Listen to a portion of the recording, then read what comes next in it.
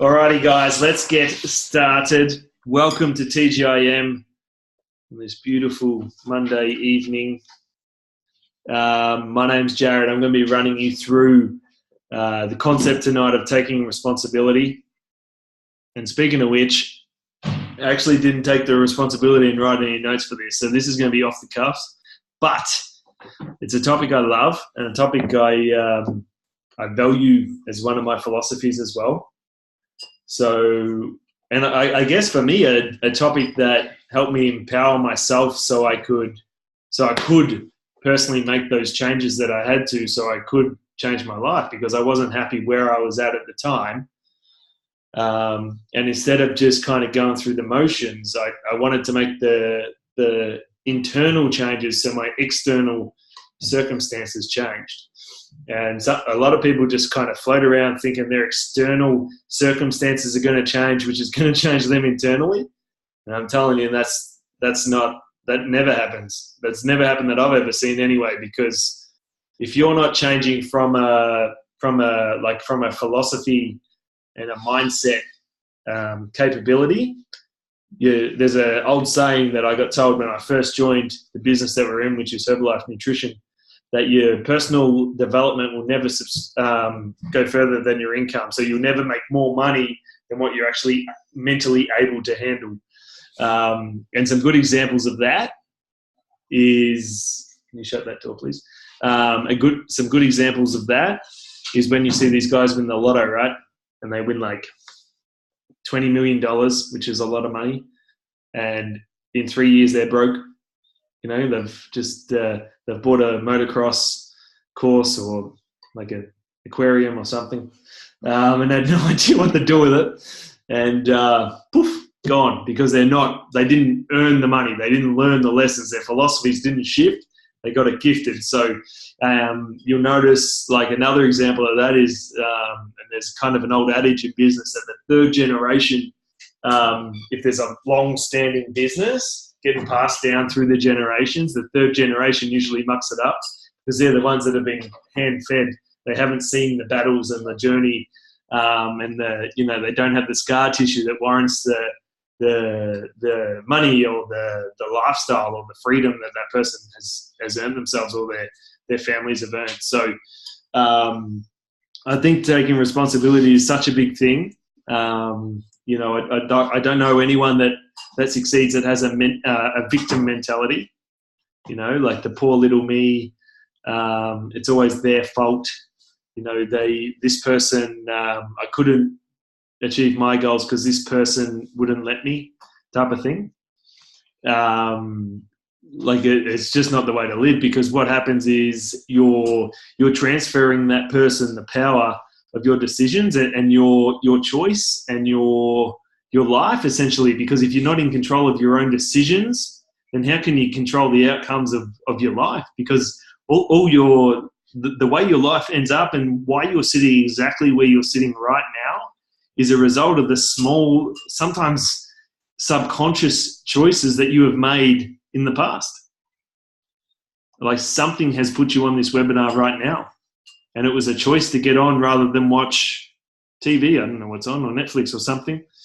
So that's a choice, but a lot of people don't. You know, a lot of people make the choice not to work on themselves, or a lot of people make the choice just to go through the motions and not to seek, life fulfillment or getting better or these type of things that some of us choose to seek. And for me, I think it's just because that's easy. Like they're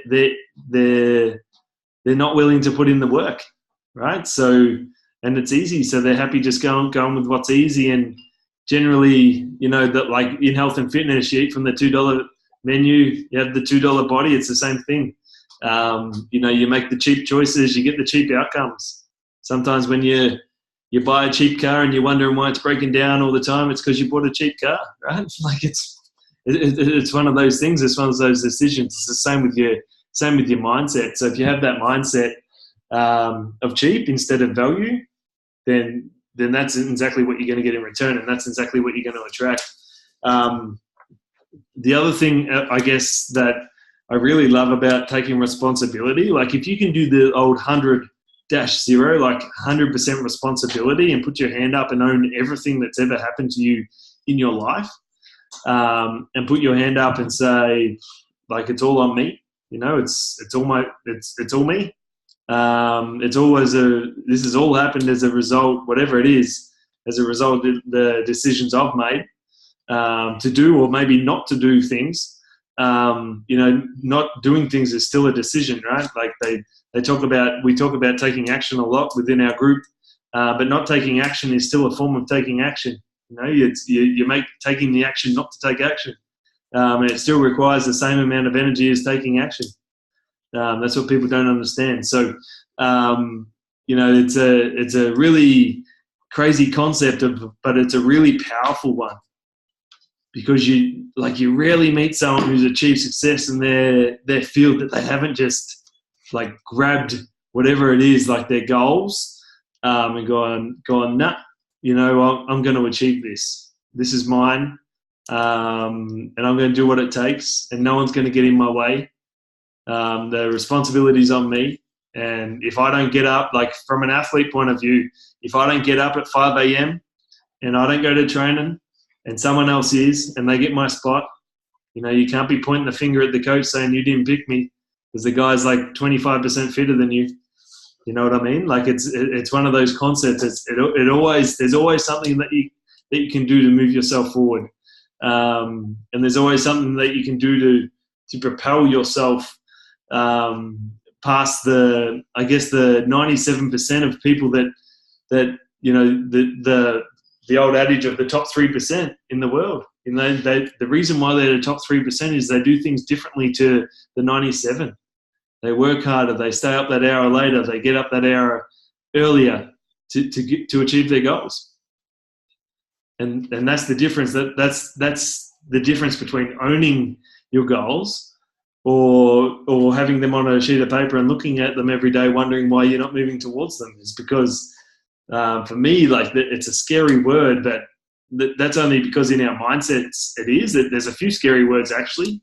One of them is discipline, right? Like doing things every single day.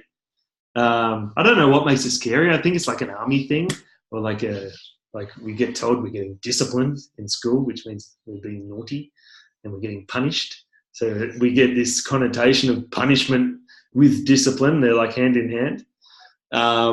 But discipline's one of the key attributes, I think, to anyone who's successful. It means you're being consistent. You know, it means you're being making. The second one I want to mention was sacrifice. A lot of people think that you achieve success without sacrifice, or like that's the scare, like that's like the trade-off is the sacrifices. Maybe you've got things on, and you know you should go to a meeting or something that's going to improve yourself, but your friend has a birthday on. You know, sometimes you have to ask yourself in life, what's going to move me towards my goals? You know, is this thought or action going to move me towards my goals? Yes or no? And generally it's black and white, guys, when you actually sit there and think about it. There's not too much gray area, you know, if you're being serious about it. For example, you want to drop some fat or some weight. I'm just using a lot of health analogies because I think they relate to everyone, right? Because everyone's kind of been there, or most people have been on some type of health journey on this call.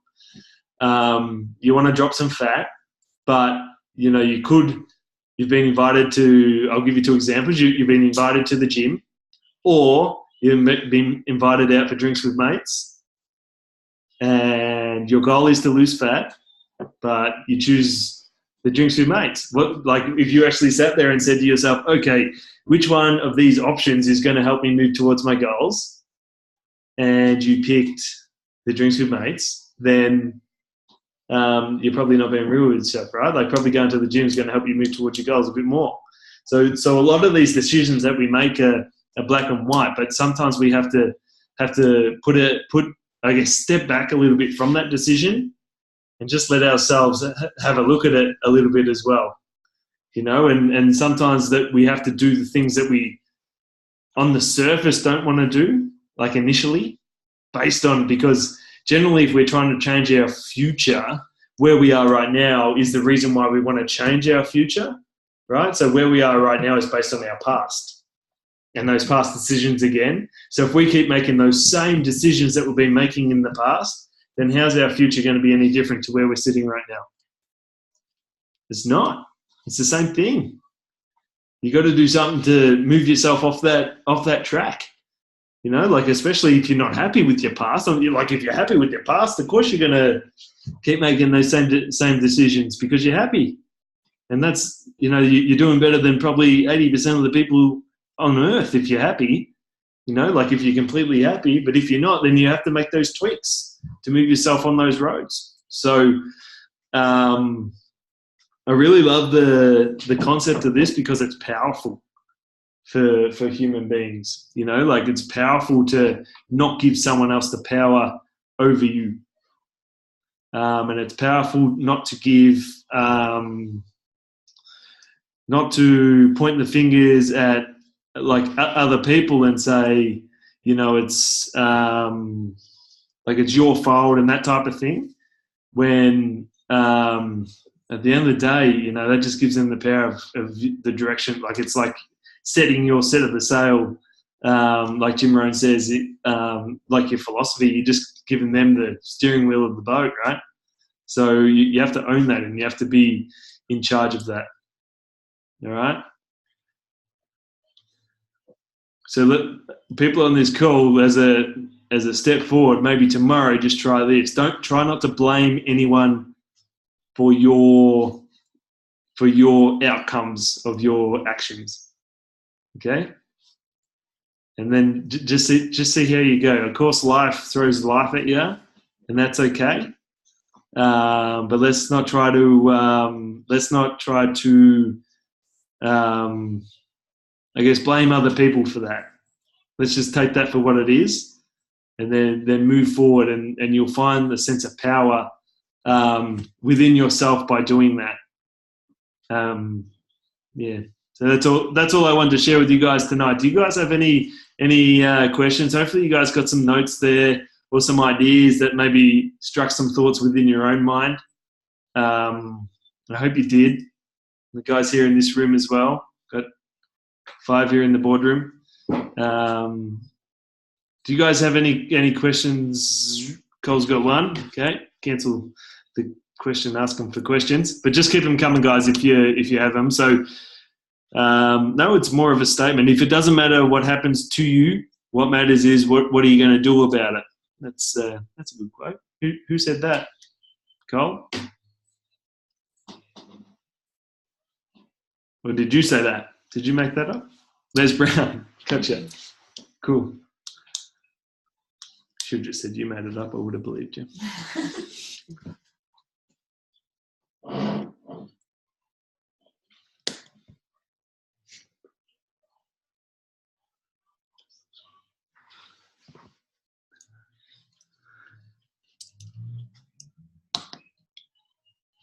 Any questions here? I was just looking at me lovingly. That'd be a first. That'd be a first. Do you have any questions? No. Straightforward. Means I made no sense or heaps of sense. Well, it did. Generally, it's not the first one. Marshy's got one. So it's what is your discipline you do every day apart from your PD? Well, I've got a few. Number one is I smash the Herbalife products. That's a discipline. Doing that every day. I work out every day. That's a change I've made. So I've been getting that done every day. Of course, like you said, I do that personal development. And I always, some disciplines I do, like I always write out a list and do those imperatives first thing as well. So the things that are going to move me towards my goals, and then the other things I just kind of do when I get around to them. I always have a shower. It's important so I don't smell.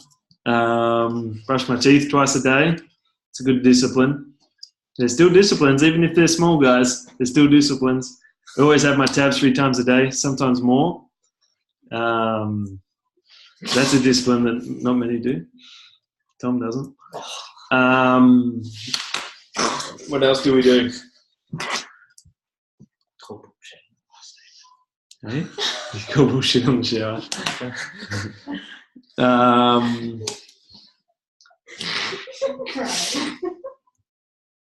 You guys think I'm funny.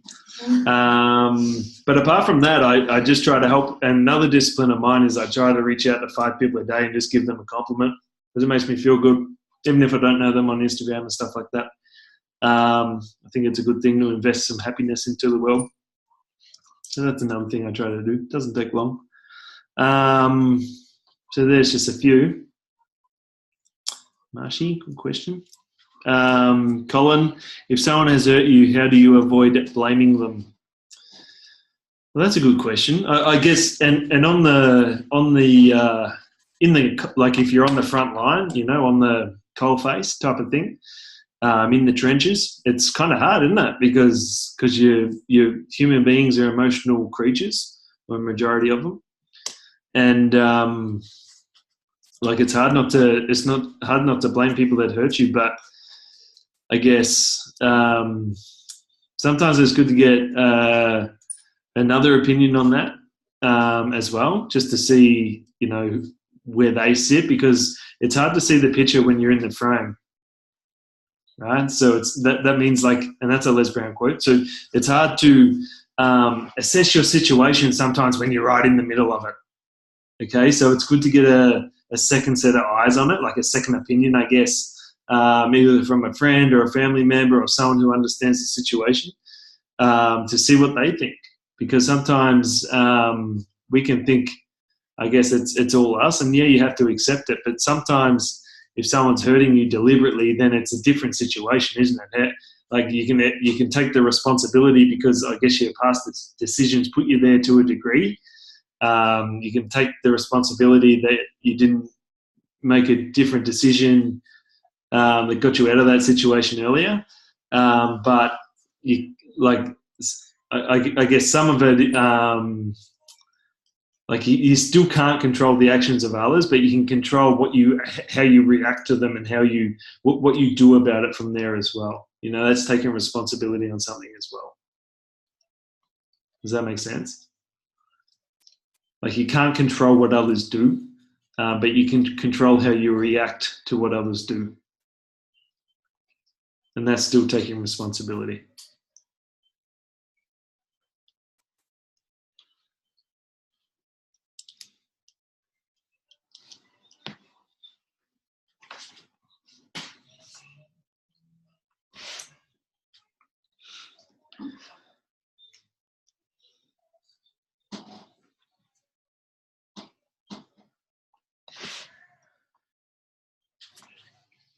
Goes on fire tonight. Would you say sometimes it's good to turn it into a positive as well?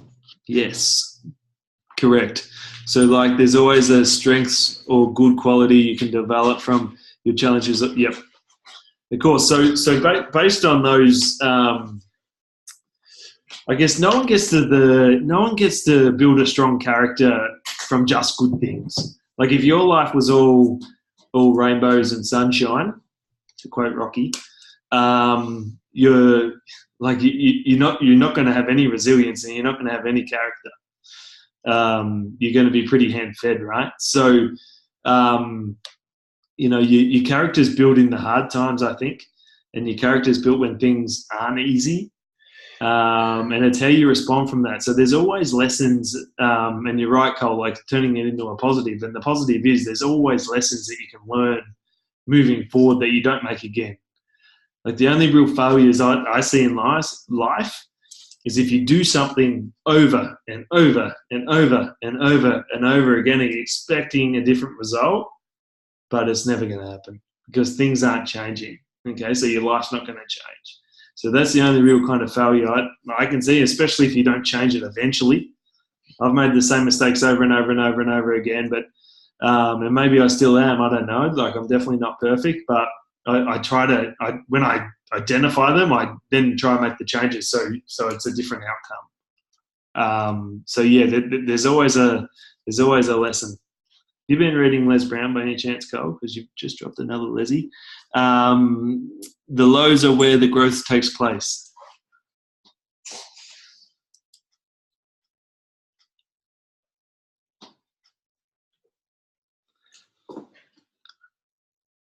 She's the only one that laughs at my jokes. That's right. Oh, she's snorting. Couldn't help myself, sorry. It's all right, Cole. I love a good quote. Keep throwing them up. Let's have a quote off one day. I feel like she'd win. Pardon? I feel like she'd win. Cole. Yeah. Tasha's money on you. Who do you have money on? Not you. We're enemies after yesterday. So just in case you guys were wondering, I beat Tommy in basketball yesterday. You guys was wondering. I can't even say it. I'm so excited. I smashed him too. It wasn't even close. I can beat you in English, so it doesn't matter. So the lesson Tom learned from that is not to call out the big dog moving forward. What other lessons? He's taking responsibility for being crap. He's not practicing enough. I haven't played in 5 years either, but that's okay. Not calling him out. Is there any other questions, guys, or are we just going to sit here and talk about how I beat Tom? Because I can give you the play-by-play if you want to hear it.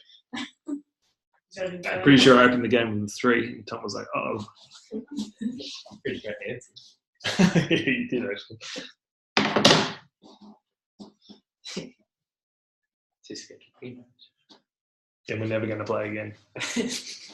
Got the trophy staying there. I'm going to get myself a trophy. I'll give you my old Oz kick one. You can just cut the basketball off and cut the footy off and turn it into a basketball. No, we'll just say the basketball spot. Yeah. Alrighty, guys, that's it from us. If there's no more questions, but I will put this up online. So if you want to watch it, take your friends, share it. Doesn't matter. You're welcome to do all of that. So we'll see you guys next week. We got Meg up next week. Don't know what the topic is going to be yet, but it's going to be amazing. So have a good night, guys, and we'll catch you next week. See ya.